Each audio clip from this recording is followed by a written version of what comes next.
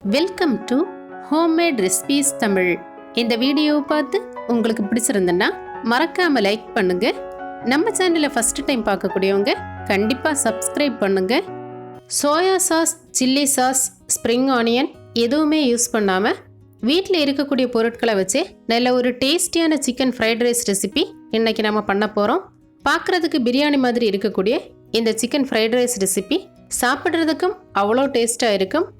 பிள்ளைங்க ஆசைப்பட்டு கேட்குறாங்களேன்னு நம்ம ஃப்ரைட் ரைஸ் ரெசிபியை ட்ரை பண்ணும்போது தான் நம்ம வீட்டு ஃப்ரிட்ஜில் இந்த சாஸ் எதுவுமே இருக்காது, ஸ்ப்ரிங் ஆனியனும் இருக்காது. ஆனால் இதெல்லாம் இருந்தால் தான் இந்த ஃப்ரைட் ரைஸ் நல்லா இருக்கும்னு நம்ம நினைக்கிறது ரொம்ப தப்பு. இப்போ வாங்க இந்த டேஸ்டியான சிக்கன் ஃப்ரைட் ரைஸ் ரெசிபி எப்படி பண்ணுறதுன்னு பார்க்கலாம். அதுக்கு முன்னாடி நம்ம சேனல் யாராவது புதுசாக பார்க்குறீங்கன்னா மறக்காமல் சப்ஸ்கிரைப் பண்ணிக்கோங்க. ஃப்ரைட் ரைஸை பொறுத்த வரைக்கும் பெப்பர் பவுடரை தவிர வேறு எந்த மசாலா பொருட்களும் நம்ம இந்த ரைஸில் சேர்க்க மாட்டோம். அதாவது மிளகாய் தூள், மஞ்சள் தூள், கரம் மசாலா தூள், பெருஞ்சீரகத்தூள், மல்லித்தூள் இப்படி எதுவுமே சேர்க்க போகிறது கிடையாது.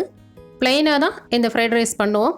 அப்படி ப்ளைனாக பண்ணும்போது இந்த ரைஸுக்கு ஒரு டேஸ்ட்டு கொடுக்கணுன்னா கண்டிப்பாக இதில் நம்ம கடைசியாக சாஸ் ஏதாவது சேர்த்தா தான் இந்த ரைஸுக்கு டேஸ்ட்டு கிடைக்கும்.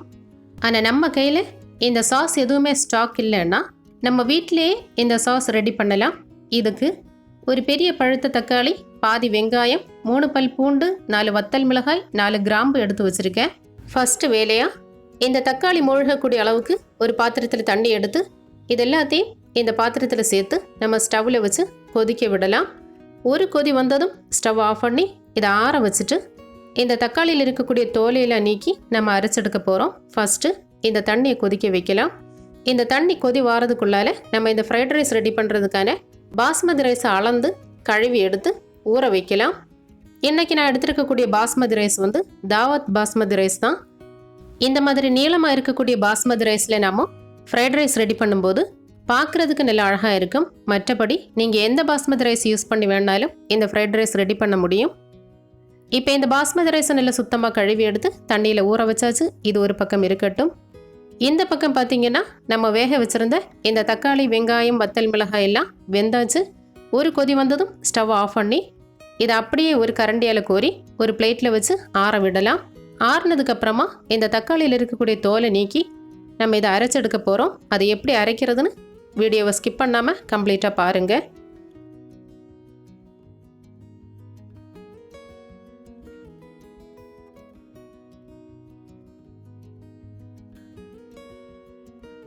இப்போ வேக வச்ச தக்காளி, வெங்காயம், வத்தல் மிளகாய், பூண்டு, கிராம்பு எல்லாத்தையும் ஒரு பாத்திரத்தில் எடுத்து வச்சாச்சு. இனி இந்த தக்காளியில் இருக்கக்கூடிய தோலை அப்படியே உரிச்சு எடுக்கலாம். இப்படி நம்ம வேக வச்சுட்டு தோலை நீக்கும்போது ஈஸியாக வந்துடும். தக்காளியில் இருக்கக்கூடிய தோலை கம்ப்ளீட்டாக எடுத்துட்டு கொஞ்சம் ஆறுனதுக்கு அப்புறமா இதை அப்படியே ஒரு மிக்சி ஜாரில் சேர்க்கலாம். மிக்சி ஜாரில் சேர்த்து இது கூட உப்பு, சீனி எல்லாம் சேர்த்து தான் அரைக்க போகிறோம். இது கூட 1/2 டீஸ்பூன் அளவுக்கு உப்பு, 1 டீஸ்பூன் அளவுக்கு சீனியும் சேர்த்து இதை நல்ல ஒரு பேஸ்ட் பதத்துக்கு மை போல் அரைச்செடுக்கணும். இந்த எல்லா பொருட்களையும் நம்ம ஒன்றா சேர்த்து மை போல் அரைச்செடுத்தாலே இந்த ஒரே ஒரு சாஸ்லேயே நமக்கு கார்லிக், ரெட் சில்லி, டொமேட்டோ இந்த 3 ஃப்ளேவரும் இந்த ஒரே சாஸில் நமக்கு கிடச்சிரும். அதனால் தனித்தனியாக இந்த சாஸும் நமக்கு சேர்க்க வேண்டிய தேவை வராது. இதுவே போதுமானதாக இருக்கும். அடுத்ததாக இந்த ஃப்ரைட் ரைஸ் நம்ம சிக்கனில் தான் பண்ண போகிறோம். இதுக்கு 500 கிராம் அளவுக்கு சிக்கனை நல்லா சுத்தமாக கழுவி எடுத்து குட்டி குட்டியாக கட் பண்ணி எடுத்து வச்சுருக்கேன். இந்த அளவுக்கு பொடி பொடியாக கட் பண்ணி எடுக்கணும். இதை நாம் ஃப்ரை பண்ணி எடுக்க போகிறோம். ஃப்ரை பண்ணும்போது இதில் எந்த மசாலா சேர்க்கணும்னு அடுத்ததை நான் சொல்கிறேன். அதுக்கு முன்னாடி நம்ம இந்த ரைஸை வேக வச்சு எடுக்கலாம். நான் 1.5 கப் அளவுக்கு பாஸ்மதி ரைஸ் எடுத்து வச்சுருந்தேன். இந்த 1.5 கப் பாஸ்மதி ரைஸுக்கு நம்ம தண்ணியெல்லாம் அளந்து சேர்க்க வேண்டிய தேவை கிடையாது. ஒரு பாத்திரத்தில் 1/2 பங்கு அளவுக்கு தண்ணி எடுத்தால் போதும். இது கூட தேவையான அளவு உப்பும் சேர்த்து இந்த தண்ணி நல்ல கொதி வந்ததும் கழுவி ஊற வச்சுருந்த பாஸ்மதி ரைஸை நம்ம இந்த தண்ணியில் சேர்த்து பாதி வெந்ததும் இந்த ரைஸை நாம் வடிகட்டி தான் எடுக்க போகிறோம். அதனால் இந்த அரிசிக்கு தண்ணி அளந்து சேர்க்கணும்னு அவசியம் கிடையாது. தண்ணியை கொஞ்சம் கூடுதலாகவே சேர்த்து வேக விடலாம்.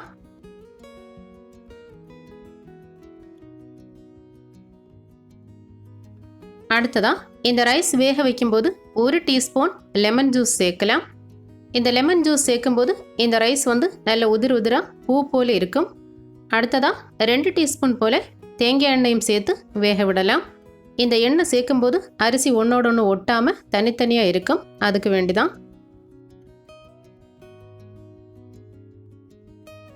இப்போ இந்த ரைஸ் நல்லா கொதிக்க தொடங்கி பாதி வெந்தாச்சு. பாதி வெந்ததுமே நம்ம ஸ்டவ் ஆஃப் பண்ணி இந்த ரைஸை வடிகட்டி ஒரு அரிப்பு தட்டில் மாற்றிடலாம். ரைஸை வடிகட்டி எடுக்கிறதுக்கு இந்த மாதிரி கரண்டி யூஸ் பண்ணினீங்கன்னா உங்களுக்கு இன்னும் நல்ல ஈஸியாக இருக்கும். இப்போ வடிகட்டி எடுத்த இந்த ரைஸை நான் ஒரு அரிப்பு தட்டில் மாற்ற போகிறேன்.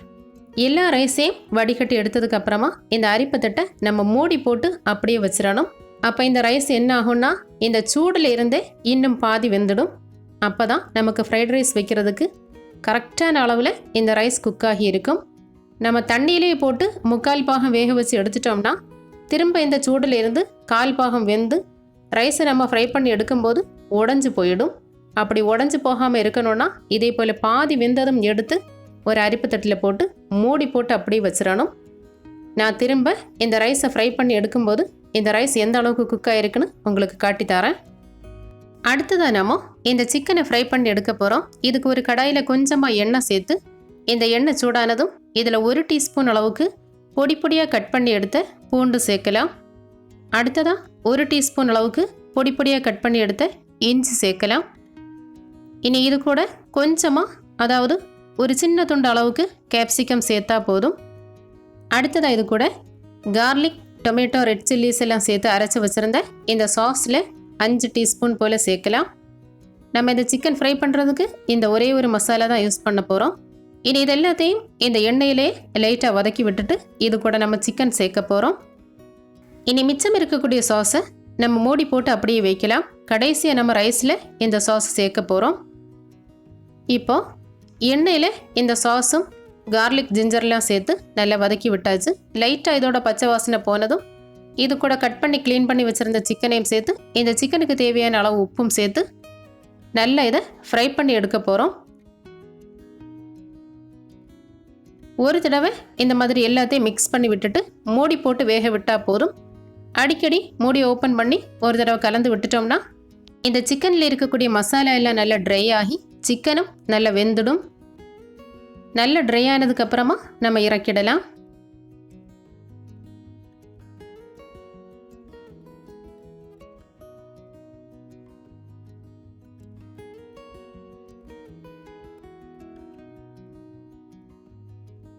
இப்போ இந்த மசாலா எல்லாம் நல்லா ட்ரை ஆகி சிக்கனும் வெந்தாச்சு. இனி இந்த சிக்கனை ஒரு பிளேட்டில் கோரி மாற்றிடலாம்.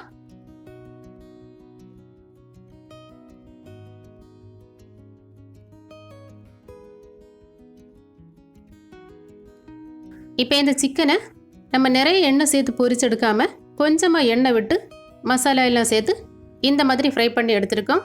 இப்படி எடுக்கும்போது இந்த சிக்கன் நல்லா சாஃப்டாக இருக்கும், ஹார்டாக இருக்காது. இனி இந்த சிக்கன் ஒரு பக்கம் இருக்கட்டும். அடுத்ததாக ஒரு பவுலில் 3 முட்டை எடுத்து வச்சுருக்கேன். இது கூட 1/2 டீஸ்பூன் அளவுக்கு மிளகுத்தூள் சேர்த்து 1/4 டீஸ்பூன் உப்பும் சேர்த்து இந்த முட்டையை நல்லா பீட் பண்ணி எடுக்கலாம். இந்த முட்டையையும் நம்ம வறுத்து இந்த ஃப்ரைட் ரைஸில் கடைசியாக சேர்க்க போகிறோம். அப்போ இன்னும் நல்ல டேஸ்ட்டாக இருக்கும். உப்பு, நல்ல மிளகுத்தூள் எல்லாம் சேர்த்து இந்த முட்டையை நல்லா பீட் பண்ணி எடுத்ததுக்கப்புறமா நம்ம ஏற்கனவே சிக்கன் ஃப்ரை பண்ணின அதே கடாயில் தான் இந்த முட்டையை சேர்த்து வறுத்தெடுக்க போகிறோம். இது நான்ஸ்டிக் கடாய் ஆனதுனால நான் திரும்ப எண்ணெய் எதுவுமே சேர்க்கவே இல்லை. இனி இந்த முட்டை நல்லா வேகம் வர வறுத்தெடுக்கலாம்.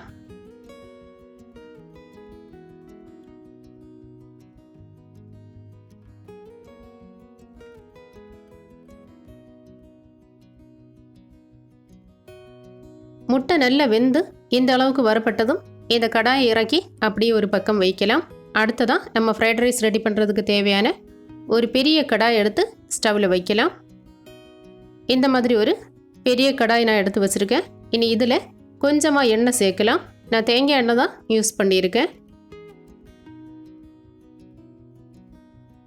இனி இந்த எண்ணெய் சூடானதுக்கப்புறமா இதில் 1 டீஸ்பூன் அளவுக்கு பொடி பொடியாக கட் பண்ணி வச்சுருந்த பூண்டு சேர்க்கலாம். அடுத்ததாக இது கூட 2 டீஸ்பூன் அளவுக்கு பொடி பொடியாக கட் பண்ணின இஞ்சி சேர்க்கலாம். இனி இந்த இஞ்சி, பூண்டு ரெண்டையும் சேர்த்து லைட்டாக வதக்கி விட்டதுக்கப்புறமா மொத்தமாக இந்த 1.5 கப் அளவுக்கு பாஸ்மதி ரைஸில் நம்ம ஃப்ரைட் ரைஸ் ரெடி பண்ணும்போது 2 பெரிய வெங்காயம் தேவைப்படும். இந்த 2 பெரிய வெங்காயத்தில் பாதியை நாம் சாஸ் ரெடி பண்ணும்போது சேர்த்துட்டோம். மீதி இருக்கக்கூடிய இந்த 1.5 பெரிய வெங்காயத்தையும் பொடி பொடியாக கட் பண்ணி இந்த டைமில் சேர்க்கலாம். இந்த வெங்காயத்தையும் சேர்த்து நல்ல பொன்னிறமாகும் வரை வதக்கி எடுக்கலாம். இந்த வெங்காயம், இஞ்சி, பூண்டு எல்லாம் நல்ல கோல்டன் ப்ரௌன் கலரில் வறுபட்டதும் இனி இது கூட நம்ம வெஜிடபிள்ஸ் எல்லாம் சேர்க்க போகிறோம். இந்த ஃப்ரைட் ரைஸுக்கு வெஜிடபிள்ஸ் எல்லாம் சேர்த்தா தான் பார்க்கவே நல்ல கலர்ஃபுல்லாக இருக்கும், சாப்பிட்றதுக்கும் நல்லா இருக்கும். இப்போ இந்த ஃப்ரைட் ரைஸில் சேர்க்குறதுக்கு கேரட், பீன்ஸ், கேபேஜ் இந்த மூணுமே ஒரே அளவில் எடுத்திருக்கேன். எல்லாத்தையும் பொடி பொடியாக கட் பண்ணி இது கூட சேர்த்தா போதும். இந்த வெஜிடபிள்ஸ் எல்லாம் நம்மளோட விருப்பம் போல் சேர்த்தா போதும். ரொம்ப அதிகமாக சேர்க்காம ரைஸுக்கு தேவையான அளவு கரெக்டான அளவில் சேர்த்தா போதும். இனி இது கூட பாதி அளவுக்கு கேப்சிகம் பொடி பொடியாக கட் பண்ணி சேர்த்து 2 டீஸ்பூன் மிளகுத்தூளும் சேர்த்து இந்த வெஜிடபிள்ஸுக்கு தேவையான அளவு உப்பும் சேர்த்து எல்லாத்தையும் நல்லா வதக்கி விடலாம்.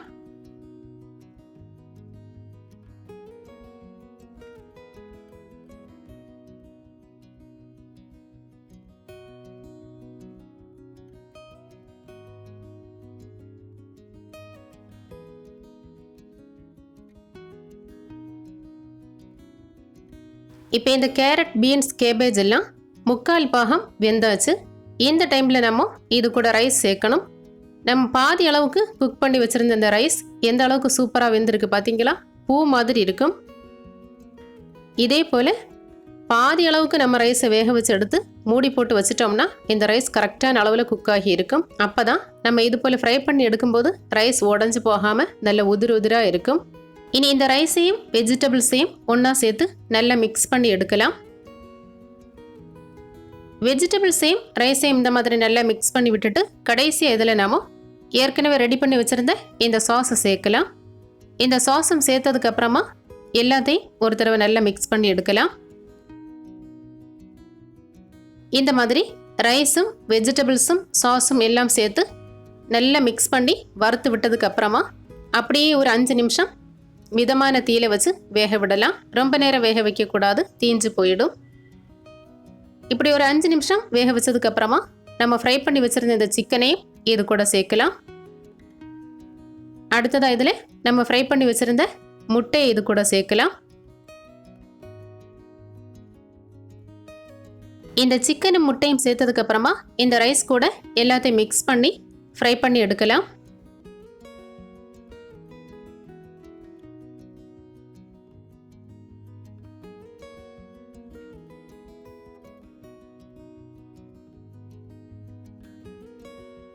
கரெக்டான அளவில் இந்த ரைஸை நம்ம வேக வச்சு எடுத்ததுனால தான் நம்ம இந்த அளவுக்கு ஃப்ரை பண்ணியும் கூட இந்த ரைஸ் உடஞ்சி போகாமல் நல்ல உதிராக இருக்குது. இனி கடைசியாக இதில் கொத்தமல்லி கீரையும் தூவி ஸ்டவ் ஆஃப் பண்ணிடலாம்.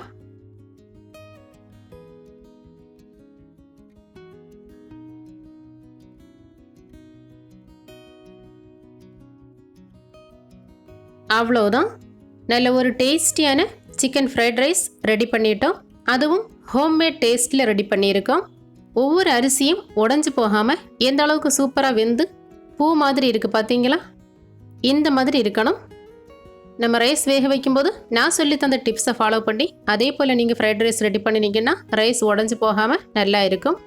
இனி ஃப்ரைட் ரைஸ் ரெடி பண்ணுறதுக்கு soya sauce, chilli sauce, spring onion எதுவுமே இல்லைன்னு கவலைப்படாமல் வீட்டில் இருக்கக்கூடிய பொருட்களை வச்சு நான் சொல்லி தந்த இதே மெத்தடில் ஒரு டேஸ்டியான சாஸ் ரெடி பண்ணி இதே போல் ஒரு ஃப்ரைட் ரைஸ் நீங்களும் ட்ரை பண்ணி பார்த்துட்டு உங்களோட கருத்துக்களையும் மறக்காமல் கமெண்ட் பண்ணுங்கள்.